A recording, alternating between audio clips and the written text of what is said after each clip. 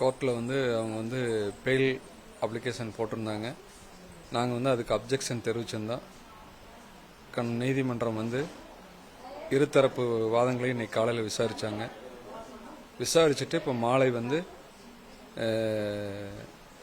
அவங்க போட்ட பெயில் அப்ளிகேஷனை வந்து தள்ளுபடி பண்ணியிருக்காங்க. இது வந்து எங்களுக்கு ஒரு மிகப்பெரிய முதல் கட்டமாக ஒரு ஆறுதலாக இருக்குது. இந்த கணம் நீதிமன்றத்துக்கு ஒரு நன்றி தெரிவிச்சுக்கிறேன். கண்டிப்பாக என் பெண்ணுக்கு நீதி கிடைக்குங்கிறது இதன் மூலம் எனக்கு உறுதியாகப்பட்டது. நீதிமன்றத்துக்கும் நீதிபதிக்கும் நன்றி தெரிவித்துக் கொள்கிறேன். வழக்கறிஞர் மோகன்குமார். நம்ம வந்து இதன்யா தரப்புக்காக வந்து எதிர்த்தரப்பில் தாக்கல் செஞ்சிருக்க பிணை மனு வந்து பிணை கொடுக்கூடாதுங்கிறதுக்காக நம்ம அப்பீர் ஆகியிருந்தோங்க. மேற்படி பிணை மனு கடந்த வியாழக்கிழமை விசாரணைக்கு வந்தது, முதல் விசாரணைக்கு. அந்த அன்னைக்கு நம்ம வந்து சிபி சுப்பிரமணியம் மூத்த வழக்கறிஞர் தலைமையில் நாங்கள் வழக்கறிஞர்கள் அப்பீர் ஆகியிருந்தோம். அப்பீர் ஆகி வந்து பிணை கொடுக்கக்கூடாது அப்படின்னு சொல்லி ரிதன்யாவோட பெற்றோர் தரப்பில் நம்மளோட வாதங்களை அழுத்தமாக வச்சுருந்தாங்க. எதிர்த்தரப்புலையுமே அவங்களோட வாதங்களை தொடர்ந்து இருந்தாங்க. இன்றைக்கி அந்த மனு மீதான இறுதி விசாரணை இன்றைக்கி வந்துச்சு. இன்றைக்கி இருந்த பெட்டிஷனில் நீதிபதிகிட்ட இருதரப்பும் வந்து வாதங்களை வச்சுருந்தோம்.